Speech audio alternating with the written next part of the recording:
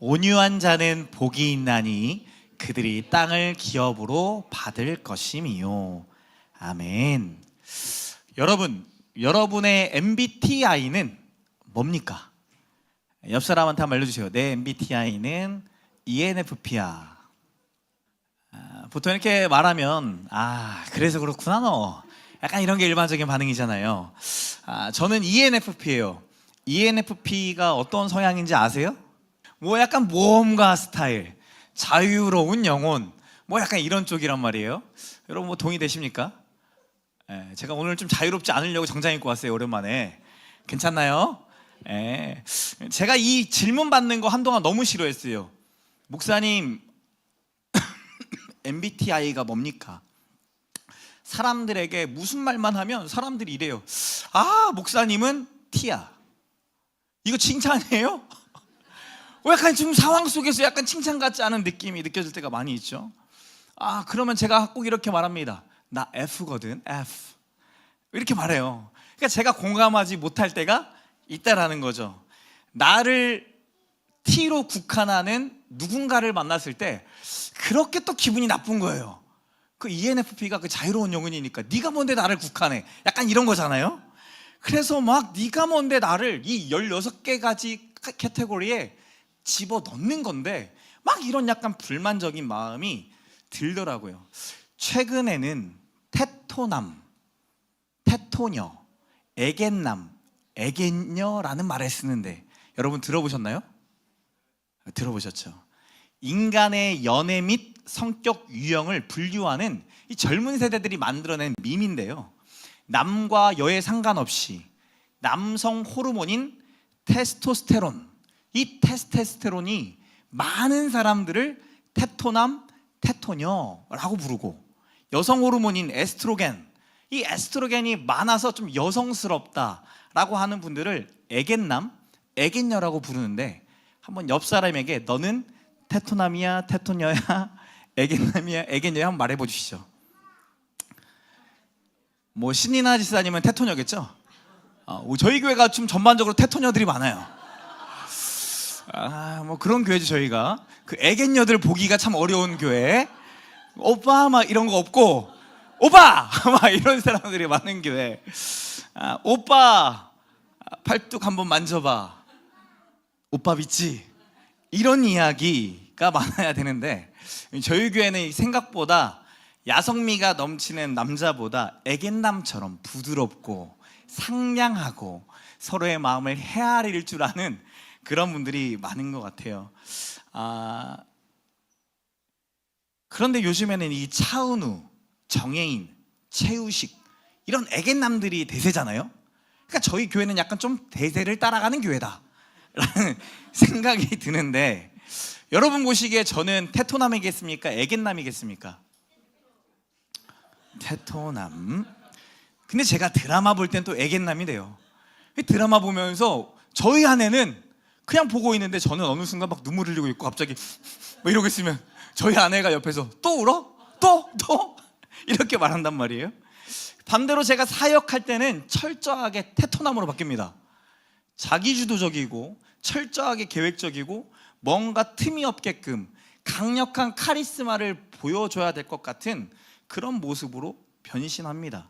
반면에 저희 아내는 애견녀인 줄 알았어요. 제가 이렇게 또 얼굴도 예쁘시고 막 기도 이렇게 열심히 하시고 해갖고 제가 연애할 때 딱 겉에서 볼 때는 애견녀인 줄 알았는데 시간이 흐르면 흐를수록 그녀는 테토녀다. 그래서 하나님이 아들을 몇이나 주셨다? 셋이나 주셨다. 상여자 중에 상여자죠. 사람들이 웃자고 만든 밈이지만 이런 걸 들을 때마다 자주 이렇게 말하지 않습니까? 사람들 진짜 할 일 없다. 그죠? 얼마나 할 일 없으면, 얼마나 일을 안 하고 있으면 뭐 테토남, 테토녀 뭐 이런 얘기 하고 있나? 그런데 여러분 잘 생각해 보니까 이게 사람이에요. 끊임없이 나에 대해 알아가고 싶고 나에 대해 발견하고 싶어라 하는 게 사람이라는 거죠. 그래서 우리는 살면서 끊임없이 질문합니다. 나는 누구인가? 너는 누구인가? 나는 누구인가? 이 질문은 계속해서 스스로에게 물어야 될 질문이면서 동시에 하나님을 우리의 주인, 구주로 믿는 자들에게는 하나님께 물어야 할 질문이라는 거죠. 그런 의미에서 팔복은 우리에게 명쾌한 대답을 줍니다. 여러분이 동의하든 동의하지 않든 예수 그리스도를 믿는 하나님의 자녀들, 예수님을 따라 살기로 결단한 예수님의 제자들이 어떤 자들인지 말해주는데 복 있는 사람이다 라고 말을 해요. 옆 사람 보면서 고백합시다. 당신 복 있는 사람이야. 한 번 더 고백할게요. 참 복스럽게 생겼네. 칭찬이에요. 예. 그리고 저희를 심령이 가난한 자다라고 이야기합니다. 더 나아가 지난주에 살펴봤던 것처럼 우리는 애통하는 자이다. 죄의 문제, 고통의 문제를 가지고 살아갈 수밖에 없는 자, 그리고 그 애통함을 가지고 하나님께 나아가고 주변 사람들에게 나아가는 사명자다라는 이야기를 해요.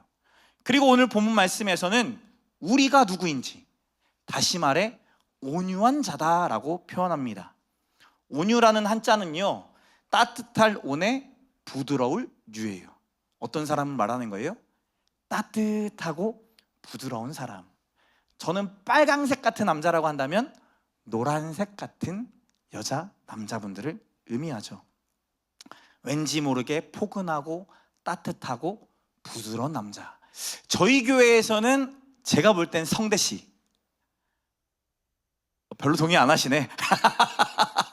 우리 성도님을 볼 때마다 참 이 사람 온유한 사람이다 라는 생각이 들 때가 많이 있어요.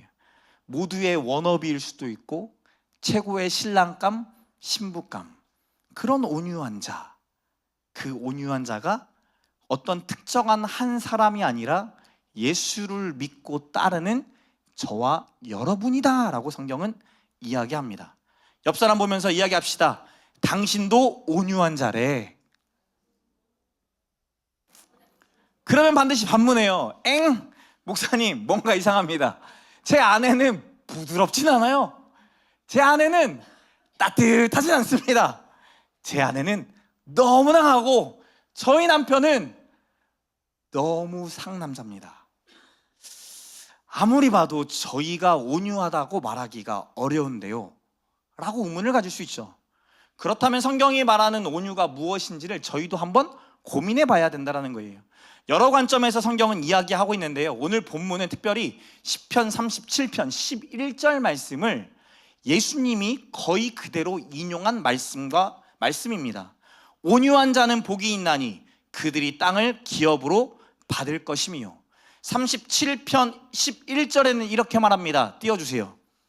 그러나 온유한 자들은 땅을 차지하며 풍성한 화평으로 즐거워하리로다. 다시 한번 들어보세요. 온유한 자들은 땅을 차지하며 풍성한 화평으로 즐거워하리로다. 오늘 본문은 온유한 자는 복이 있나니 그들이 땅을 기업으로 받을 것이며, 거의 비슷하죠. 그렇다면 예수님께서 왜 이 말씀을 인용했는지, 시편 37편의 말씀은 무엇인지 우리가 봐야 되는 거잖아요. 시편 37편의 말씀은 악인과 의인에 대한 이야기입니다. 악인이 형통한 거예요.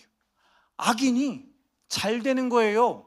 하는 것마다 뭔가 그의 원하는 바들을 이뤄가며 누리며 살아가는데, 반면에 의인은 어떻다라는 거예요? 그렇게 되지 않더라는 거예요. 내가 의인으로 살아가는데 나는 고난받고 있고, 나는 애통해야 하며, 나는 가난하고, 나의 삶은 이 사람과 비교할 때, 이 사람 분명히 악인인데 사람이 인격적이지도 않고 자기 뜻대로 사람들을 조종하고 자기의 원하는 것들을 이루기 위해서는 짓밟기도 하는 자인데, 이런 자가 잘 되고 나는 안 되더라는 거예요. 그러면 우리도 의문이 들잖아요. 의인으로 사는 것이 맞는가? 앞으로도 쭉 내가 의인으로 살 것인가? 이렇게 혼란스러울 때 조급해하지 말고 분노하지 말고 온유한 자가 되라 라는 말씀이 시편 37편 말씀이에요. 악인에 대해서 분노하거나 불평하지 않고 다른 이들의 비난과 불평에 맞대응하지 않으며 하나님께, 그분께 처분을 맡기는 것. 그러면서 기다리고 그러면서 선을 행하는 자, 그 삶이 온유합니다라고 시편 37편은 이야기합니다. 시편 37편이 말하는 이 온유함은 기질이 아니라 삶의 방식이에요. 다시 한 번 말씀드릴게요. 시편 37편이 말하는 온유함은 나의 기질이 아니라, 나의 성격이 아니라 뭐라고요? 삶의 방식이다. 저는 온유하지 않거든요, 솔직히. 이름부터가 뭐예요? 강렬. 강렬한 남자가 온유하기 쉽습니까? 막 열정적인 남자가 이러세요. 찬영 목사님 다 했나요? 서광 목사님 이게 되겠냐고요? 광아 이거 맞냐? 찬영아 언제 이거 해? 라고 하는 게 저의 성품일 거 아니에요. 강렬한 남자니까. 제가 악인을 보면 잘 참지 못합니다. 분노하게 돼요. 때로는 이 분노가 막 다스려지지 않아서 막 표출될 때가 있어요. 대표적인 때가 운전할 때. 제가 사실 깜빡이만 넣어주면, 시그널만 넣어주면 양보 무조건 해줍니다. 근데 시그널 없이 들어오는 차량에 대해서는 보복하고 싶어요. 환장하겠어요. 운전하면서 양보하는 사람 한 사람도 못 봤네. 이게 저와 아내가 서울에서 내려온 이후에 주기적으로 하는 이야기입니다. 이 이야기를 누가 들어요? 창조태양이가 듣죠. 저희가 배려해요. 막 3-4개 지나가도록. 특별히 옆에 그 할라비발디 그 군부대 지나가는 그 도로 아시죠? 거기는 무조건 한 차량이 오면 한 차량이 멈춰서야 되거든요. 그래서 제가 항상 기다리고 있어요. 한 3-4개 차량이 지나가도록 기다리면 양심이 있어야지. 3-4개 지나갔으면 지들도 어떻게 해야 돼? 기다려야지. 여러분 기다리십니까? 아니면 미친장 막 엑셀레이터 밟으십니까? 제발 그러지 않았으면 좋겠어. 그런 사람 안 마주쳤으면 좋겠어. 제발. 저는 3-4대 지나가고 기다렸단 말이에요. 근데 저 멀리서 와 쌍라이트 키면서 나 가야 된다. 그럼 저희 아내가 말하죠. 저 사람 똥이 급한가 보지, 화장실 빨리 가야 되나 보지, 막 이런 얘기 하는데 분노가 안 사그러들어요. 제가 이럴 때마다 하는 얘기가 있어요. 가다가 빵꾸나 나라. 제가 매번 얘기합니다. 오늘 너는 빵꾸나야 된다. 빵꾸나 나라. 이런 저를 보고 자란 창조 태양이가요, 차만 타면 요즘에 한마디씩 해요. 아빠 저 차는 왜 이렇게 늦게 가? 저 사람은 운전 제대로 하는 거야? 운전을 제대로 안 배웠나 봐. 저 차 잘못했지 아빠. 지금 주차 잘못하는 거지. 와, 아이들이 바둑을 둬서 그런지 잘 봐. 그리고 잘 말해. 그러면서 아이들이 저에게 하는 칭찬이 있어요. 우리 아빠가 운전은 제일 잘해. 여러분 이게 칭찬인데 칭찬 같지가 않아요. 나는 온유한 자가 아니라고, 나는 그런 기질이 아니라고 저는 정당화했던 사람입니다. 저희 아들들이 저의 기질이 아니라 저의 삶의 방식을 보고 그들도 입술로 내뱉고 따라하는 것을 보게 돼요. 그래서 최근까지 저의 고민이 그거였어요. 과연 나는 분노를 다스릴 수 있는가? 과연 나는 온유한 자로 살아갈 수 있는가? 언제부터인지는 몰라도 제 안에 화가 많고 분노가 많아지기 시작하는 거예요. 하나님께 맡기는 게 어렵고 하나님의 응답을 기다리는 게 너무 지루하고 힘든 거예요. 악을 경험하면 악으로 갚고 싶은 마음이 막 부릴 듯 올라와요. 성경에도 저의 친구 40살 모세가 나옵니다. 올해 출애굽기를 통해 우리는 모세와 함께 동행을 했는데요, 40살인 애굽의 왕자 모세가 그의 형제 이스라엘 자손들을 돌보고 싶어 했다라고 하면서 사도행전을 이야기하는데요, 40평생을 살아오면서 애굽의 왕자로 자라오면서 나랑 같은 피부색, 나랑 같은 혈육인 히브리 사람들이 계속 눈에 아른거리고 신경 쓰였다라는 거예요. 그리고 한 사람의 원통한 일을 보게 됩니다. 이전에도 봤던 일이에요. 근데 이 어떤 마음이 드냐면 그 사람을 보호해주고 싶은 마음이 듭니다. 그리고 애굽의 왕자라는 보호할 힘도 지금 가지고 있어요. 보호하는 것으로 끝났으면 참 좋았을 텐데 그 다음 마음을 갖게 됩니다. 압제받는 자를 위하여 내가 원수를 갚아주겠다. 내가 원수를 갚아주겠다. 분노도 자신의 힘도 다스리지 못하고 하나님의 때를 기다리지 못하고 스스로 심판자가 됩니다. 그리고 애굽 사람을 어떻게 해요? 쳐 죽이죠.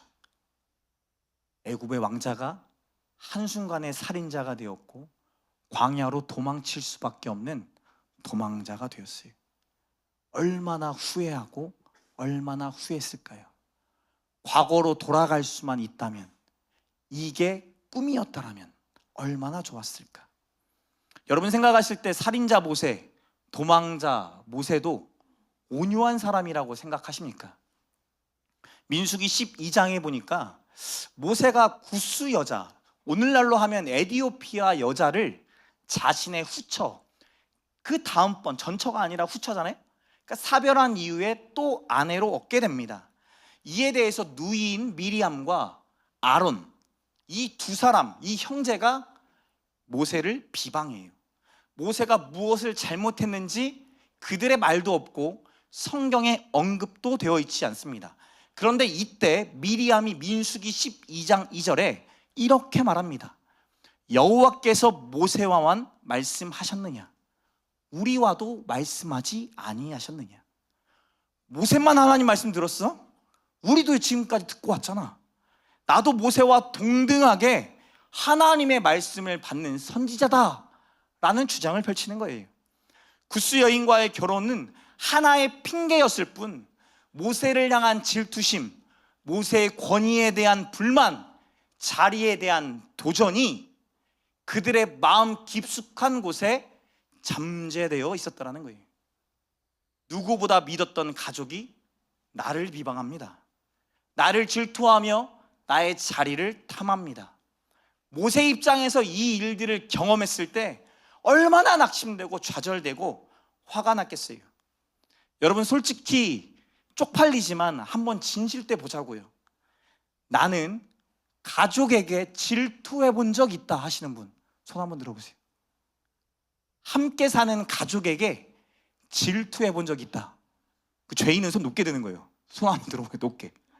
몇 없어요? 야, 뭐 다 천사야? 형제 자매에게 질투의 마음을 지금도 느낄 때가 있다. 손 한번 들어보시죠. 내가 알기로는 다 그런 걸로 알고 있는데 뭐 이렇게 솔직하지 못한가 사람들이. 사랑, 권위 이런 게 눈에 보이지 않는 무형의 개념인데 우리 마음의 눈에는 이상하게 잘 보여요. 엄마가 누굴 더 좋아하는지, 사장님이 누굴 더 예뻐하는지, 누가 일을 더 잘하는지, 누가 인정받는지, 누가 더 인기가 많은지. 초등학교 시절 저는 저희 누나랑 그렇게 비교되더라고요. 누나가 하면 뭐든지 다 잘해요. 저는 하면 다 애매해요. 저는 초등학교 다니는 내내 90점 넘은 적이 2번밖에 없는데 우리 누나는 90점 넘는 게 당연한 일이었어요. 심지어 누나는 키도 큽니다. 저는 6학년 내내 맨 앞자리만 앉았어요. 얼마나 작았겠어요.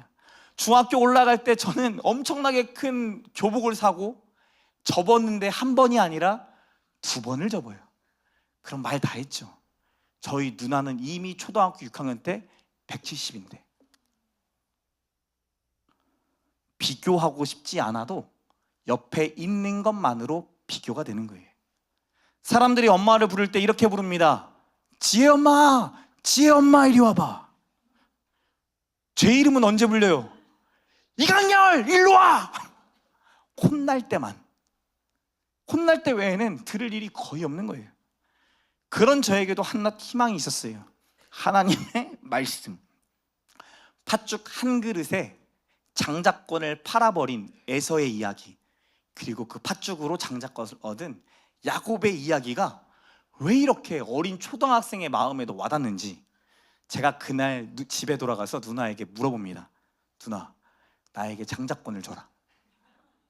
내가 원하는 거 해줄게. 소원 뭐야? 소원 좀 말해봐. 여러분, 초등학생 눈에도 보인다라는 거예요. 내게 주신 축복보다 누나가 받은 축복이 더 커 보이더라는 거죠. 재밌는 건 올해 창조 태양이도 이 에서와 야곱의 이야기를 들었는데요, 이 말씀을 주일날 듣고 온 다음에 저녁에 지들 둘이서 이야기하는데 태양이가 똑같이 하는 거예요. 형, 장자권 나한테 팔아. 내가 원하는 거 해줄게. 여러분, 무서워요. 부전자전입니다. 아브라함이 아내 사라를 팔았던 것처럼, 이삭이 리브가를 팔았던 것처럼 창조 태양이가 또 이러고 있는 거예요. 그들에게도 어리지만 질투의 마음이 있다라는 거죠. 그리고 그 질투의 마음이 생겼을 때 이 질투의 마음을 다스리기란 여간 쉬운 일이 아닙니다. 사울은 천천히요, 다윗은 뭐다? 만만이다. 그냥 사람들이 하는 이야기를 들었을 뿐이었어요. 그 누구도 왜 천천인지 왜 만만인지 말한 적이 없습니다.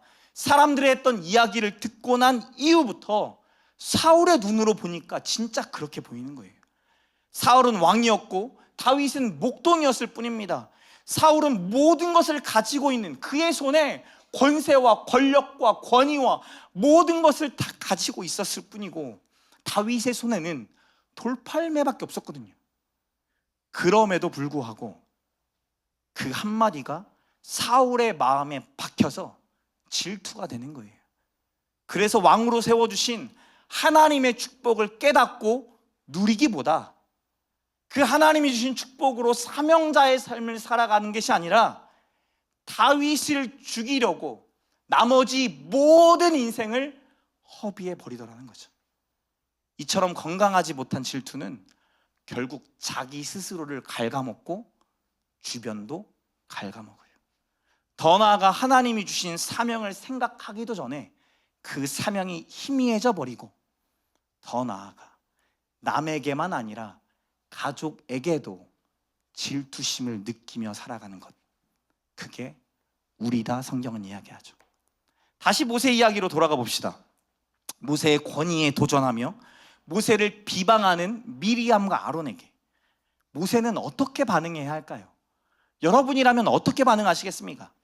모세가 어떻게 했다라는 이야기가 이 민수기 12장에는 나오지 않습니다. 이때 나왔던 말씀이 이 말씀이에요.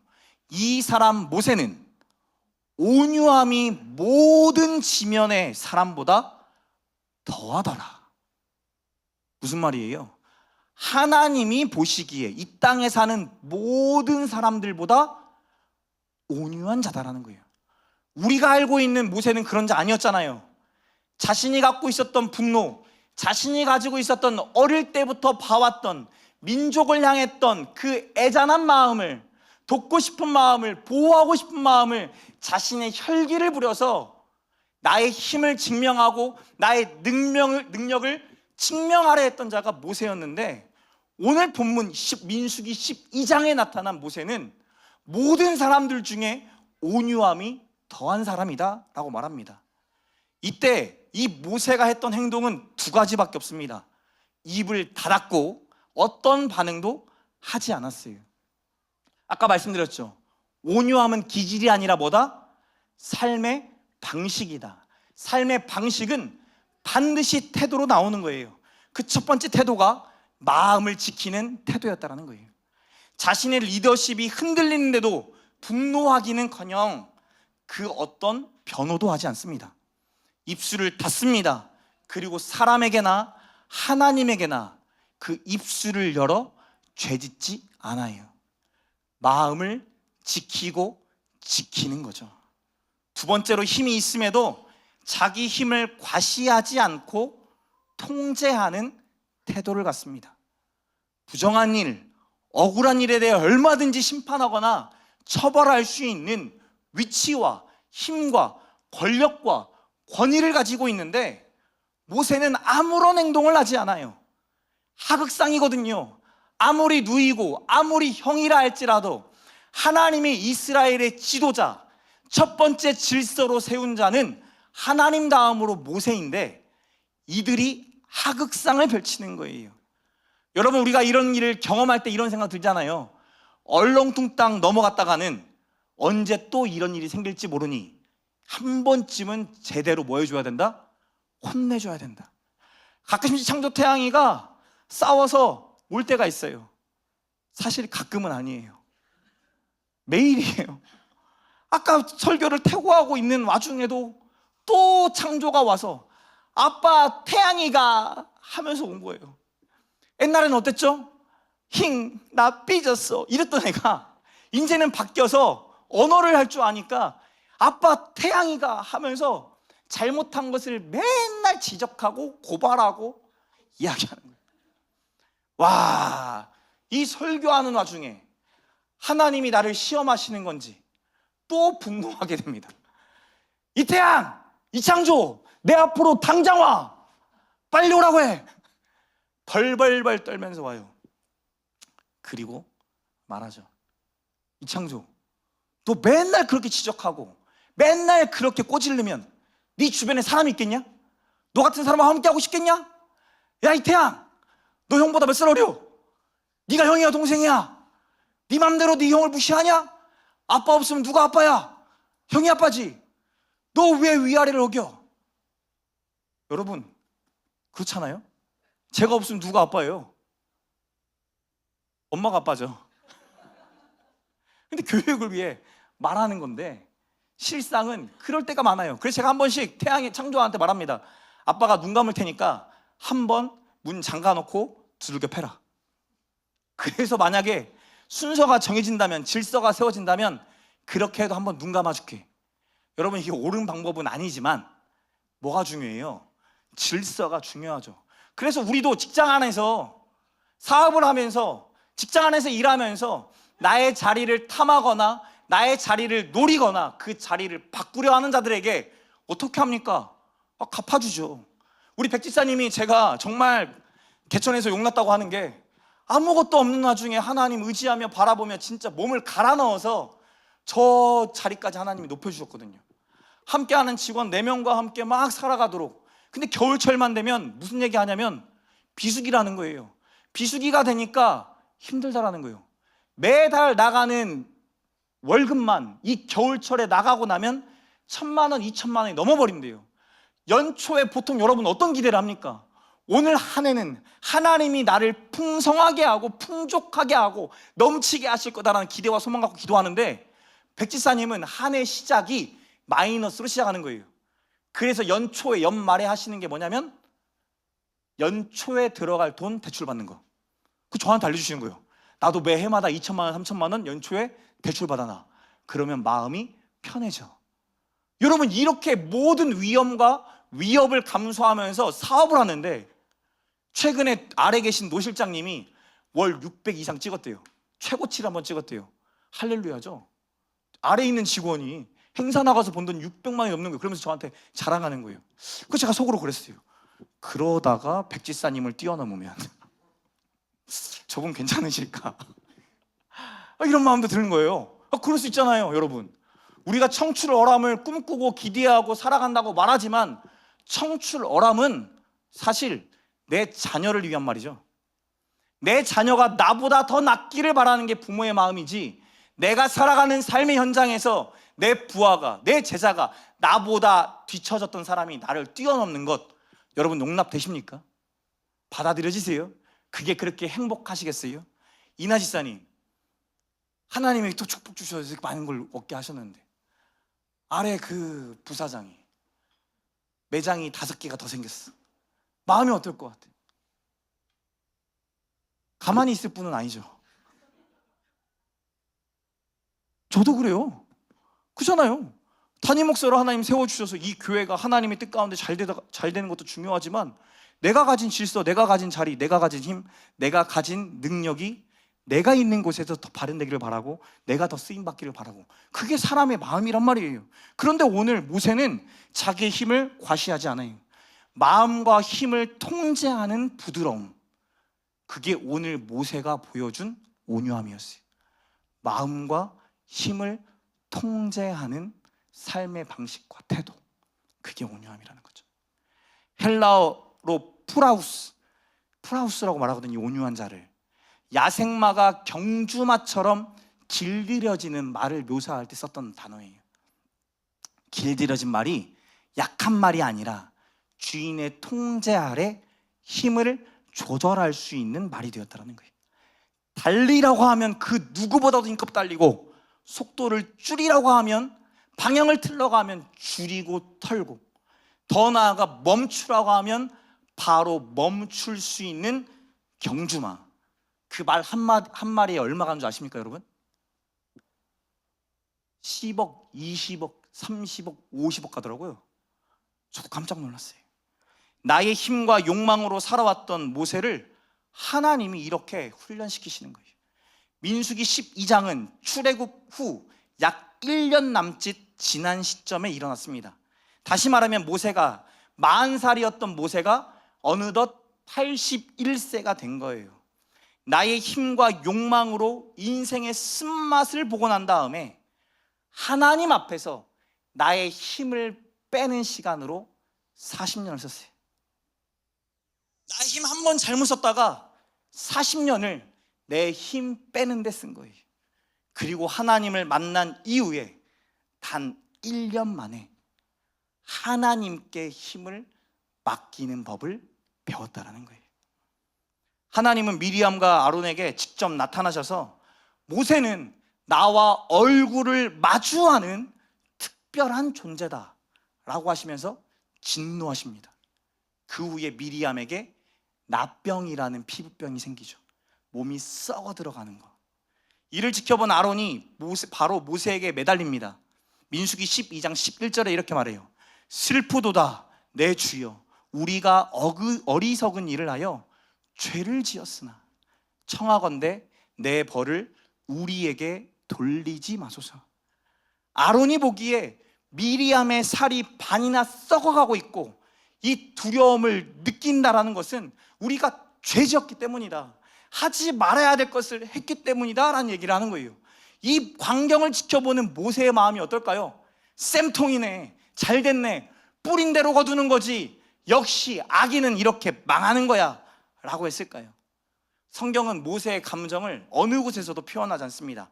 단 그가 미리암을 위해 한 일만 13절에 기록합니다. 같이 읽겠습니다. 시작. 모세가 여호와께 부르짖어 이르되 하나님이여 원하건대 그를 고쳐주옵소서. 모세가 뭐 했대요? 미리암을 위해 부르짖었대요. 성경에서 말하는 부르짖음은 그냥 하나님 미리암 도와주세요가 아니에요. 하나님, 미리암의 그 피부병을 내 피부랑 바꾸시더라도 고쳐주세요. 출애굽기 1장 2장에 나와 있는 그들이 학대를 당하고 고통을 당했을 때 하나님께 부르짖었다라고 얘기하는 거예요. 단순한 기도가 아니라 이 상황이 해결되도록, 해결되어야만 내가 살 수 있습니다라는 고백이 부르짖다, 기도한다라는 의미란 말이에요. 하나님 앞에 그 누구보다도 간절하게 엎드리고 기도한 거예요. 누구의 문제를 위해? 나의 문제가 아니라 남의 문제를 위해, 나의 죄가 아니라 다른 누군가의 죄를 위해 하나님 앞에서 낮추고 사람 앞에서 낮추었다 말합니다. 그러자 하나님이 기도를 들어주셔요. 그리고 7일 만에 이 미리암이 회복되어집니다. 왜 7일이었을까요? 당장 하나님이 고쳐주셨으면 됐을 텐데 이 7일의 시간 동안 미리암, 아론, 더 나아가 이스라엘 모든 족속이 모세의 기도를 통해 미리암이 회복되었다라는 것을 보게 하시는 거예요. 온유한 사람 모세는 나에게 특별한 사람이다. 하나님이 모세를 높여주시는 거죠. 마음과 힘을 통제하는 것을 넘어 하나님의 다스림을 따라 살아가는 자가 온유한 자래요. 힘을 빼고 힘을 하나님께 맡기고 낮은 자로 살아갈 때 하나님이 높여주시는 것을 경험한다는 거예요. 사랑하는 성도 여러분, 저의 멘토 목사님이신 신 목사님이 저에게 던졌던 이 질문이 저의 인생의 방향을 확 바꾸게 했어요. 그 질문이 뭐였냐면, 당신은 왜 이기범 목사님의 아들로 태어났을까? 아니 뭐 던질 질문이 아니잖아요. 내가 정했나?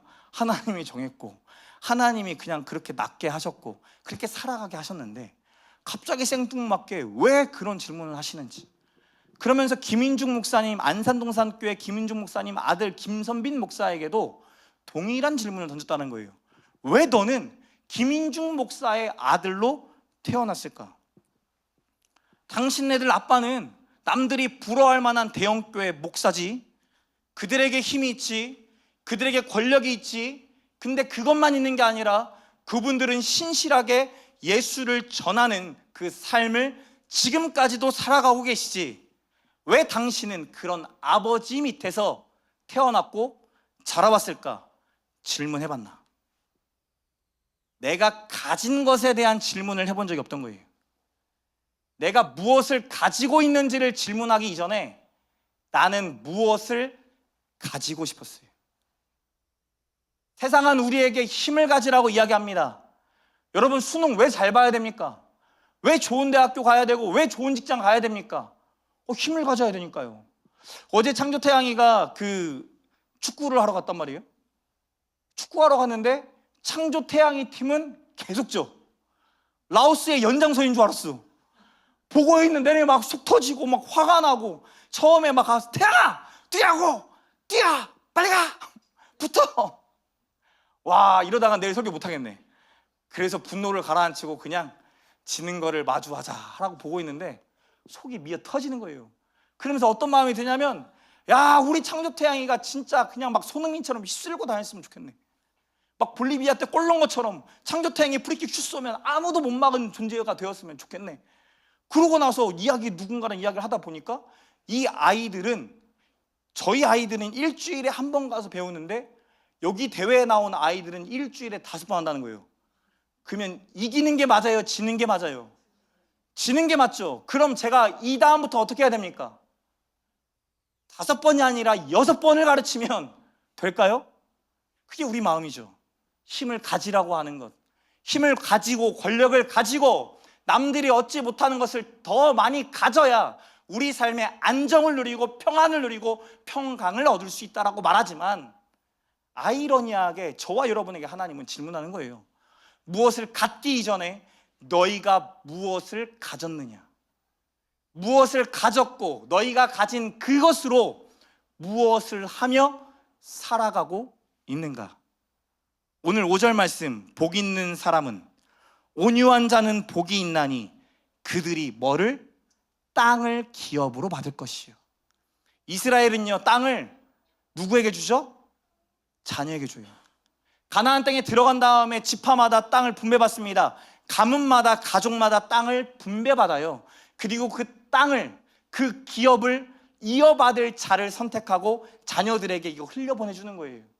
그래서 12지파 모두 다 땅을 얻을 수 있도록, 그 외에 한 딱 레위 지파만 섬기는 지파니까 땅을 주지 않고, 나머지 11지파는 모두 땅을 얻고 기업을 갖고 살아가면서 우리가 하나님의 아들, 딸인 것을 알게 하신다는 거예요. 오늘 본문에 나와 있는 그들에게 땅을 기업으로 주신다는 것은 이미 우리가 하나님 나라의 아들, 딸로 부름받았고 백성으로 부름받았고 하나님께서 우리에게 땅을 주실 게 확실하다는 거예요. 하나님이 주실 축복이 확실하다는 거예요. 여러분, 어떤 축복 주세요, 하나님 힘 주세요, 돈 주세요, 권력 주세요, 먼저 말아야 될 게 아니라 내게 주신 축복을 어떻게 하고 살아갈까요?